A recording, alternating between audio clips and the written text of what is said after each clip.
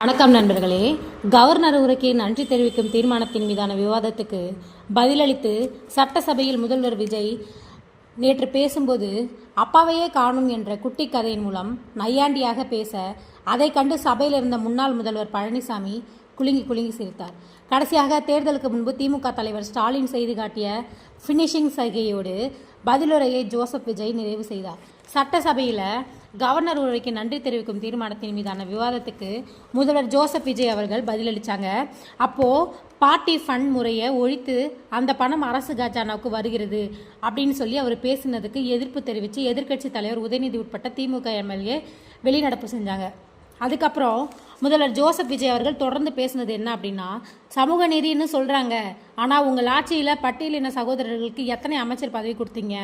தாவை காட்சியில் 8 பேருக்கு அமைச்சர் பதவி கொடுத்துருக்கோம். பெண்கள் பாதுகாவலர்கள் என்று சொல்லி கொண்டு வந்தனர். அவர்கள் ஆட்சியில் எத்தனை பெண்களுக்கு அமைச்சர் பதவி வழங்கப்பட்டுச்சு அப்படின்னு சொல்லி கேட்டிருக்காரு. அதுக்கப்புறம் எங்கள் ஆட்சியில் 4 பேர் அமைச்சராக்கியிருக்கோம் அப்படின்னு சொல்லியிருக்கிறாங்க. ஆட்சியில் பங்கு மக்களால் நிராகரிக்கப்பட்டவர்களுக்கு ஒன்றை சொல்லிக்கிறோம், நாங்கள் தப்பே செய்ய மாட்டோம், ஊழலே செய்ய மாட்டோம், நியாயமாக தான் இருப்போம் அப்படின்னு சொல்பவர்கள் மட்டுமே ஆட்சியில் அதிகாரத்தில் பங்கு கொடுக்க முன் வருவாங்க.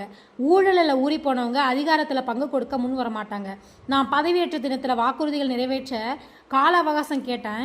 நிதி நிலைமை மோசமாக இருப்பதாக சொல்லியிருக்கேன். ஆனால் நான் வேறு எதற்காகவோ அவகாசம் கேட்டதாக சொன்னார்கள் அப்படின்னு சொல்லியிருக்கிறாரு. நம் மீது அவதூறு பரப்புவது மட்டுமல்ல, மக்கள் மீது அவதூறு பரப்புகிறாங்க. அவர்கள் நமக்கு ஓட்டு போட்டது தப்பாம். எம்ஜிஆர் வெற்றி பெற்று ஆட்சியை பிடித்த போதும் இப்படித்தான் பேசினாங்க, இப்போதும் அதையத்தான் பேசுகிறாங்க அப்படின்னு சொல்லி விஜய் அவர்கள் சொல்லியிருக்கிறாரு. அதுக்கப்புறம் என்ன சொல்லியிருக்காரு அப்படின்னா, பெரம்பூர் தொகுதிக்கு நன்றி சொல்லியிருக்கிறாரு. அதே மாதிரி திருச்சி கிழக்கு தொகுதியில் வாபஸ் வாங்கினாலும் அங்கேயும் வெற்றி பெற மக்களுக்கு நன்றி. மக்கள் என்னை தேர்ந்தெடுத்திருக்காங்க, இதுக்காக நான் அவ்வளோக்கு உழைச்சி பாடுபட்டிருக்கேன். இது என்னோட ஒரு ஆள் வெற்றி மட்டும் இல்லை, எல்லா மக்களும் எதிர்பார்த்தது அப்படின்னு சொல்லியிருக்கிறாங்க.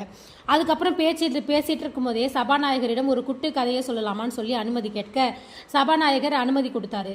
ஒரு ஊரில் பெரியவர் ஒருவர் வெயில் அதிகமாக இருந்துச்சு அப்படின்னு கண்களுக்கு மேலே கைகளை வச்சு கொண்டு அங்கும் இங்கும் தேடிட்டு இருந்தாங்களாம். அப்போ இதை கேட்டு ஆக்ஷன் செய்து காட்டியிருக்கிறாரு. உடன் இருந்த சிறுவன் என்ன தேடுறீங்க என்று கேட்டான். அதற்கு அந்த பெரியவர், உங்கள் அப்பா இங்கே தான் இருப்பாருன்னு சொன்னாங்க, அவரை தான் தேடிக்கிட்டு இருக்கேன் அப்படின்னு சொல்லியிருக்கிறாராம். எங்கே உங்கள் அப்பாவே காணும் அப்படின்னு நக்கலாக நையாண்டியாக பேச தெரியும், எங்களுக்கு எல்லாமே தெரியும் அப்படின்னு சொல்லி பேசியிருக்கிறாரு. அதுக்கப்புறம் 5 நிமிஷம் பேசியதுக்கே குளத்தூர் இந்த ஆட்டம் கண்டிருக்கு. பேசு என்கிறார்கள், நான் என்ன செய்யறது அப்படின்ட்டு பேசுகிறேன் அப்படின்னு சொல்லியிருக்கிறாரு. தமிழ்தாய் வாழ்த்து. கவர்னர் உரை என்று தமிழ்தாய் வாழ்த்து பிறகு தேசிய கீதம் பாடியது தவறு, 2 முறை தேசிய கீதம் பாடியது தவறு அப்படின்னு மாற்றிவிட்டு எதிர்கட்சியினர் சொன்னாங்க. மாநில உரிமை போராளிகளே, மரபு காக்கும் போராளிகள். 2021 ஆகஸ்ட் 2 நினைவிருக்கிறதா? முன்னாள் முதல்வர் கருணாநிதி புகைப்படம் திறப்பு விழா சட்டசபையில் நடந்துச்சு. ஜனாதிபதி திறந்து வச்ச அந்த நிகழ்ச்சியில் தேசிய கீதத்துக்கு பிறகு தமிழ்தாய் வாழ்த்து என்று அறிவித்து அப்படின்னு சொல்லி நினைவிருக்கிறதா? அதாவது தேசிய கீதத்துக்கு பிறகு தமிழ்தாய் வாழ்த்து பாடப்படும் என்று அறிவித்தது நினைவிருக்கிறதா? கருணாநிதி இருந்த இதே சபையில் தமிழை 2வது இடத்துக்கு தள்ளியது யார்? அந்த நிகழ்ச்சியில் தேசிய கீதம் 2 முறை பாடப்பட்டது நினைவில் இருக்கிறதா? இதை கேட்டால் ஜனாதிபதி கலந்து கொண்ட நிகழ்ச்சி அப்படின்னு சொல்லுவாங்க. அதெல்லாம் கண்டுக்க கூடாது என்பார்கள். தீய சக்தி. அவர்கள் பேசுவது ஒன்று, செய்வது ஒன்று, எல்லாத்தையும் மக்கள் பார்த்து கொண்டு தான் இருக்கிறாங்க. நாங்கள் உங்களை போல தமிழ் என்று சொல்லி கொண்டு இரட்டை வேடம் போட மாட்டோம். மாநில உரிமையில் எப்போதும் உறுதியாக இருப்போம். அதே நேரம் மத்திய மாநில அரசுக்கு இடையே இருக்கும் நிர்வாக அணுகுமுறை வேறு.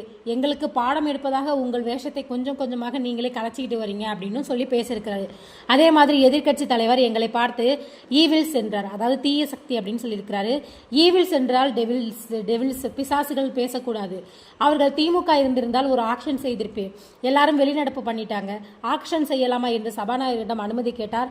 அவர் அனுமதிச்சார். அதுக்கப்புறம் வெளிநடப்பு செய்திருந்தாலும் செய்கிறேன் என்று கூறி பினிஷிங் ஆக்ஷனோடு பேச்சை முடித்தார். முதல்வர் ஜோசப் விஜய் இந்த சைகையோடு பேசி முடித்த போது சட்டசபையில் இருந்த முன்னாள் முதல்வர் பழனிசாமி உட்பட எல்லோரும் சிரித்தாங்க. அதிமுக எம்எல்ஏ வேலுமணி உள்ளிட்டோர் முதல்வர் விஜயுடன் கை குலுங்கி வாழ்த்து தெரிவிச்சிருக்கிறாங்க. இந்த சைகையோட அர்த்தம் என்னவா சொல்றாங்க அப்படின்னா, சட்டசபை தேர்தலுக்கு முன்பாக காங்கிரசுடனான கூட்டணி பேச்சுவார்த்தை இறுதி செய்யப்பட்ட பிறகு அறிவாலயத்தில் இருந்து வெளியே காரில் ஏறிய அப்போதைய முதல்வரும் திமுக தலைவருமான ஸ்டாலினிடம் கூட்டணி பேச்சுவார்த்தை குறித்து நிருபர்கள் கேட்டபோது கார் கதவை திறந்து ஏறியபடியே முடிந்தது அப்படின்னு சொல்லி குறிக்கும் விதமாக ஃபினிஷிங் என்ற சைகையால் செய்தி காட்டிருக்காரு. அதே மாதிரி முதல்வர் விஜய் சபாநாயகர் ஒப்புதலுடன் ஃபினிஷிங் சைகையை செய்து காட்டியது பேசும் பொருளாக மாறியிருக்கு. அப்புறம் இந்த 40 நாளில் என்னதான் செஞ்சுருக்கீங்க அப்படின்னு சொல்லி கேட்குறப்போ சட்டசபையில் முதல்வர் பட்டியலிட்டு சொல்லியிருக்கிறாரு.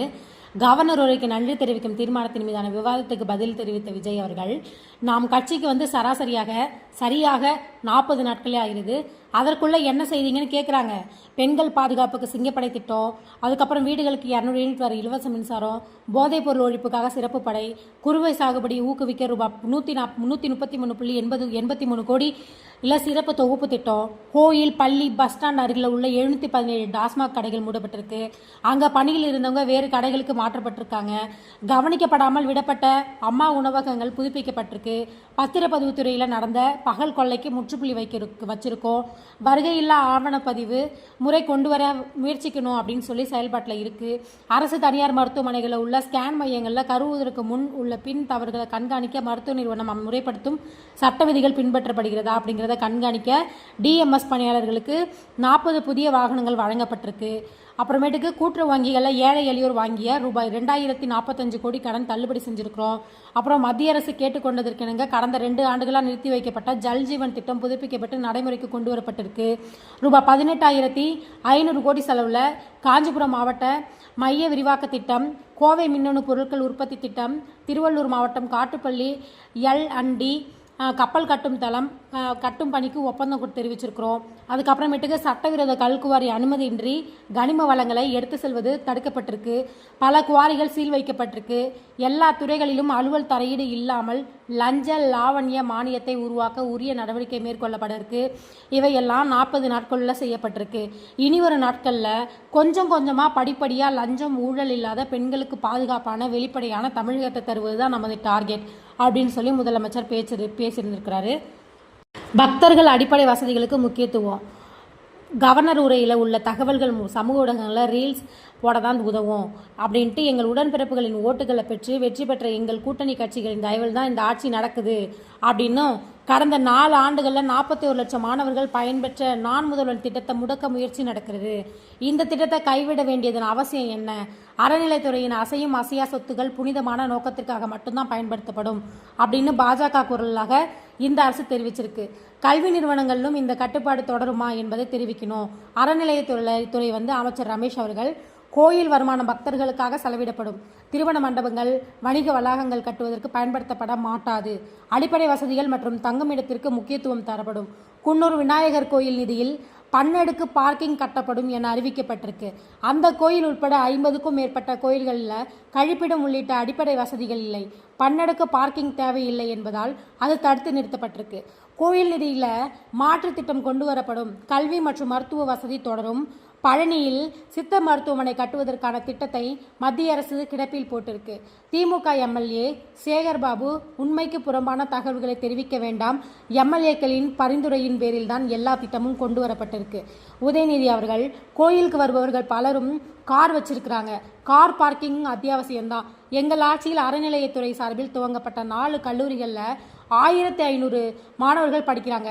இந்த திட்டம் தொடரப்போகிறதா? தமிழகத்தில் 12 மாநகராட்சிகளில் தூய்மை பணியை தனியாரிடம் கொடுக்க போவதா தகவல்கள் வருகின்றன. நாங்கள் ஆட்சிக்கு வந்தால் தூய்மை பணியாளர்களை நிரந்தரம் செய்வோம் என்று முதல்வர் தெரிவித்தார். இப்போது நேர்மாறாக நடக்கிறது அப்படின்னு சொல்லிட்டு விவாதம் நடந்துச்சு. அப்புறம் என்ன பேசியிருக்காரு விஜய் அவர்கள் அப்படின்னா, மத்திய அரசோடு கண்மூடித்தனமான மோதல் போக்க நாங்கள் விரும்பல அப்படின்னு சொல்லியிருக்கிறாரு. சட்டசபையில் கவர்னர் உரை மீதான விவாதங்களுக்கு முதல்வர் ஜோசப் விரை பதிலளித்தார். அப்போது என்ன சொல்லியிருக்காங்கன்னா, 1990களில் ரசிகர் மன்றமாக இருந்தப்பவே மக்களுக்கு துணையாக இருக்க ஆரம்பித்தோம். அதுக்கப்புறம் நற்பணி மன்றமாகவும் விஜய் மக்கள் இயக்கமாகவும் மாறி மக்களோடு மக்களாக நின்றோம். 2008 இலங்கை தமிழருக்கு ஆதரவாக உண்ணாவிரத போராட்டம் செஞ்சோம். 2009 ஆரம்பித்த விஜய் மக்கள் இயக்கம் வழியாக மக்கள் நல பணிவுகளை விரிவுபடுத்தி கொண்டே வந்தோம். மீனவர்களுக்கு ஆதரவாக 2011 நாகப்பட்டினத்தில் பொதுக்கூட்டம் நடத்தினோம். 2017 ஜல்லிக்கட்டு போராட்டத்துக்கு நமது ஆதரவை தெரிவித்தோம். 2018 ஸ்டார் ரைட் போராட்டத்தின் போது துப்பாக்கி சூட்டில் பாதிக்கப்பட்டவங்களை நேரில் சந்தித்து ஆறுதல் தெரிவித்தோம். 2021 உள்ளாட்சி தேர்தலில் விஜய் மக்கள் இயக்க வேட்பாளர் போட்டியிட்டு வெற்றி பெற்றனர். 2024 பார்த்தோம் அப்படின்னா தாவேக்காவே ஆரம்பித்தோம். ஆரம்பித்த உடனேயே சிஏஏ எதிர்த்து அறிக்கையிட்டோம். அதுக்கப்புறம் அரசியல் கட்சி ஆரம்பித்து விழுப்புரம் மாவட்டம் விக்கிரவாண்டியில் முதல் மாநில மாநாட்டை வெற்றி கொள்கை மாநாடாக நடத்தினோம். ஈவேரா, காமராஜர், அம்பேத்கர், வேலு நாச்சியார், அஞ்சலி அம்மாள் ஆகிய 5 கொள்கை தலைவர்கள் அறிவித்தோம். அதுக்கப்புறமேட்டுக்கு ஈவேரா சொன்னதில் நமக்கு ஏற்புடையதை மட்டும்தான் நம்ம எடுத்துக்கிட்டோம். அவருடைய கடவுள் மறுப்பு கொள்கையில் நமக்கு உடன்பாடு இல்லை. இதனால் வெளிப்படையாக அறிவித்தோம். யாருடைய நம்பிக்கைக்கும் நாம் எதிரி இல்லைன்னு தெளிவாக சொல்லியிருந்தோம். அம்பேத்கரின் சம வாய்ப்பு, சமூக நீதி, சமத்துவ இதெல்லாம் பின்பற்றுவோம்னு அறிவித்தோம். காமராஜருடைய மதச்சார்பின்மை ஏற்றுக்கொண்டதோடு அவரது நேர்மையான நிர்வாகத்தையும் முழுமையாக ஏற்றுக்கொண்டதாக அறிவித்தோம். அப்புறம் 2026 தேர்தலில் யாராலும் உடைக்கவே முடியாது அப்படின்னு சொல்லப்பட்ட காசு கொடுத்து ஓட்டு வாங்கும் நச்சு கலாச்சாரத்தை சுக்குநூறாக உடைச்செறிஞ்சோம். நல்ல நிர்வாகம் கொடுப்பதே நமது உறுதிமொழி அப்படின்னு அவர் சொல்லியிருக்கிறாரு. அதுக்கப்புறம் பார்த்தோம் அப்படின்னா, ஒன்றும் தெரியாதது தான் அரசியலுக்கு 2 ஆண்டு தான் ஆகுது, உங்களுக்கு என்ன தெரியும்னு, உங்களால் என்னென்ன செய்ய முடியும்னு கேட்குறாங்க. எங்களுக்கு ஒன்றும் தெரியாது தான். எம்எல்ஏக்கள் பார்த்தோம் அப்படின்னா, எந்த அமைச்சர்களுக்கு மக்கள் பணி செய்ய தெரிந்த அளவுக்கு மக்கள் பணத்தை சுருட்ட தெரியாது, டெண்டர்களை முறைப்படுத்த தெரிந்த அளவுக்கு அதன் ரேட்டை உயர்த்தி ஊழல் செய்ய தெரியாது, பதவி உயர்வு, பணியிட மாற்றம், கவுன்சிலிங் நடத்த தெரியுமே தவிர அதற்கு பணம் பறிக்க தெரியாது, புதிய பணியிடங்கள் உருவாக்க தெரியுமே தவிர அதை விற்க தெரியாது, கோயில்களில் நடக்கும் நிர்வாக சீர்கேட்டை தடுக்க தெரியுமே தவிர அதில் கோயில் பணத்தை கொள்ளையடிக்க தெரியாது, பெண்கள் ஓசி பஸ் 1000 ரூபாய் கேஷ் என்றெல்லாம் பேச தெரியாது. மத்திய அரசோடு இணக்கம், மத்திய அரசு சார்ந்த கட்சியின் கொள்கையில் நேர் எதிராக நிற்கிறோம். அதே நேரம் எதற்கெடுத்தாலும் கண்மூடித்தனமாக மத்திய அரசோடு மோதல் போக்க விரும்புவர்கள் நாங்கள் இல்லை. நமக்கு எப்போதும் தமிழகத்தின் வளர்ச்சி தான் முக்கியம். அதற்காக அரசியல் ரீதியான கொள்கையை, மாநில உரிமைகள் எல்லாம் நாங்கள் விட்டு கொடுக்க மாட்டோம் அப்படின்னு சொல்லி பேசியிருக்கிறாரு. நமது அரசு நிகழ்ச்சிகள் தொடக்கத்தில் தமிழ்த்தாய் வாழ்த்து பாடுவதுதான் வழக்கம். நமது அரசு அதை மத்திய அரசுக்கு தெளிவுபடுத்தியுள்ளோம். இதில் மாநில அரசின் கொள்கைகளுக்கு ஏற்ப மத்திய அரசின் கொள்கையில் திருத்தம் ஏற்பட்டு கோரிக்கை விடுத்துள்ளோம். நீட் விலக்கு கேட்டிருக்கோம். அப்புறம் இருமொழி கொள்கையில் எந்த ஒரு சமரசமும் இல்லை. கடந்த 11ஆம் தேதி நடந்த நிதி ஆயோக் கூட்டத்தில் தமிழகத்துக்கு தேவையான நிதியை ஒதுக்கணும், 2 எய்ம்ஸ் மருத்துவமனை கட்டணும், மேகதாது அணையை தடுத்து நிறுத்தணும் உள்ளிட்ட கோரிக்கைகளை வச்சிருக்கோம் அப்படின்னு சொல்லியிருக்கிறாரு. அப்புறம் என்ன சொல்லியிருக்காருன்னா, தமிழகத்தின் சட்டம் ஒழுங்கு பிரச்சனை கடந்த மாதம் 10ஆம் தேதிக்கு பிறகு வந்தது இல்லை. சட்டம் ஒழுங்கு பிரச்சனையின் எதிர்க்கட்சிகள் செய்வது அவதூறு அரசியல். இப்படி அவதூறு செய்பவர்களை பார்த்து ஒரே ஒரு கேள்வி கேட்கிறேன். கடந்த 9-10 மாதங்களா சட்டம் ஒழுங்கு டிஜிபியே இல்லை. இதை கேட்டு ஓய்ந்து போன நாங்கள் இப்போது அதற்கு விடை கண்டுபிடிச்சிருக்கோம். கேள்வி கேட்க, விமர்சனம் செய்ய எல்லாருக்கும் உரிமை இருக்குதா? சட்டம் ஒழுங்கு காக்க யார் எந்த யோசனை சொன்னாலும் நாங்கள் காது கொடுத்து கேட்க தயாராக தான் இருக்கோம் அப்படின்னு முதலமைச்சர் ஜோசப் விஜய் அவர்கள் பேசியிருக்கிறாங்க. உதயநிதி அவர்கள் என்ன சொல்லியிருக்காருன்னா, முதல்வர் விஜய் பேச்சில் 10 ரீல்ஸ் தேரும் போலையே அப்படின்னு கிண்டல் பண்ணியிருக்காரு. கவர்னர் உரைக்கு நன்றி தெரிவிக்கும் தீர்மானத்துக்கு முதல்வர் நேற்று பதிலளித்ததில் அவரது பேச்சுக்கு எதிர்ப்பு தெரிவித்து திமுக உறுப்பினர் வெளிநடப்பு செஞ்சாங்க. அதில் பார்த்தோம் அப்படின்னா, பின்னர் சட்டசபை வளாகத்தில் செய்தியாளர்களுடன் உதயநிதி அளித்த பேட்டியில் முதல்வர் விஜய் வழக்கம் போல சினிமா பாணியில் தனக்கு வழங்கப்பட்ட ஸ்கிரிப்டை பேசிட்டாரு. உண்மைக்கு புறம்பான செய்திகளை சட்டசபையில் புதுசாக பதிய வைக்க ஆரம்பிச்சிருக்கிறாரு. மக்களுடைய கேள்வியை தான் நாங்கள் கேட்குறோமே தவிர முதல்வராக அவர் மக்களின் கேள்விக்கு பொறுப்பாக பதிலளிக்க வேணும், எதற்கெடுத்தாலும் திமுக பழி போடுவதை வழக்கமாக வச்சிருக்கிறாரு. கவர்னர் சட்டசபைக்கு வரும்போதெல்லாம் முதல்ல தமிழ்த்தாய் வாழ்த்தும், இறுதியில் தேசிய கீதமும் தான் பாடணும். இதுதான் மரபு. ஆனால் இந்த முறை மரபு மீறப்பட்டிருக்கு. இது குறித்து கேள்வி எழுப்புறதுக்கு இதில் என்ன தவறு இருக்குன்னு சொல்லி கேட்குறாங்க. இந்த விவகாரத்தில் கவர்னரும் நீங்களும் என்ன சமரசம் செய்து கொண்டிருக்கீங்கன்னு கேள்வி எழுப்புறாங்க. அதற்கு எந்தவித பதிலும் கிடையாது. நாள் முதல்வர் திட்டத்தில் 41 லட்சம் மாணவர்கள் பல சாதனைகளை புரிஞ்சிருக்கிறாங்க. அந்த திட்டத்தை ஏன் முடக்குனீங்க அப்படின்னு கேள்வி எழுப்பினதுக்கு அதற்கு அவங்க இஷ்டத்துக்கு ஆதாரம் இல்லாமல் முறையற்ற குற்றச்சாட்டுகளை முன்வைக்கிறாங்க அப்படின்னு சொல்லியிருக்காரு. மின்வெட்டு தொடர்பாக கேட்கப்பட்ட கேள்விக்கு மீண்டும் அவகாசம் கேட்கிறார்கள். அதையும் திமுக மீது பழி போட்டு விடுவாங்க அப்படின்னு சொல்லிட்டு எந்த விதமான கேள்விக்கும் தெளிவான பதில் கூறவில்லை. பயிர்க்கடன் தள்ளுபடி குறித்து கேட்டதுக்கு விவசாயிகளை திமுக தூண்டி விடுதுன்னு சொல்லி விவசாயிகளின் போராட்டத்தை கொச்சைப்படுத்தியிருக்காங்க. சினிமா ஸ்பாட்டுக்கு ஒருவர் எப்படி டைலாக்கை மனப்பாடம் செஞ்சுட்டு நடிச்சுட்டு போயிடுவாரோ அதே மாதிரி தான் இன்று முதல்வர் செஞ்சிருக்கிறாரு அப்படின்னு சொல்லி பேசியிருக்கிறாரு. சட்டசபையை சினிமா தியேட்டர் போலவே ஆக்கிட்டாங்க. சட்டசபையில் இன்னைக்கு விசில் அடிக்கிறாங்க. முதல்வர் விஜய் 30 நிமிஷம் பேசியிருக்கிறாரு. அதில் ஒரு 10 ரீல்ஸ் தேரும் போல இருக்கு அப்படின்னு திட்டமிட்டு தான் இதை அவர்கள் செய்கிறாங்க. இதையெல்லாம் எதிர்பார்த்து தான் ஒரு கட்டத்துக்கு மேலே பொறுத்து கொள்ள முடியல. முதல்வர் செயற்கையாக பேசுகிறார், அவர் நடிக்க ஆரம்பிச்சிட்டாரு. சபாநாயகரிடம் ஆக்ஷன் கட் எல்லாம் கேட்பார் போல. கேரவன் கூட இனி வந்துவிடும் என நினைக்கிறேன். டைரக்டராக சபாநாயகர் இருக்கிறார், உதவி இயக்குநராக அமைச்சர்கள், துணை அமைச்சர்கள், துணை சபாநாயகர்லாம் இருக்கிறாங்க அப்படின்னு உதயநிதி அவர்கள் சொல்லியிருக்கிறாங்க.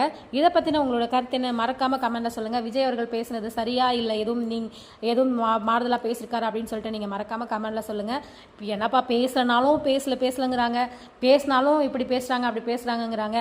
இதுக்கு என்ன சொல்கிறதுனே தெரியல. மறக்காமல் நீங்கள் என்ன நினைக்கிறீங்கன்னு கமெண்ட்டில் பதிவு சொல்லுங்கள். நன்றி.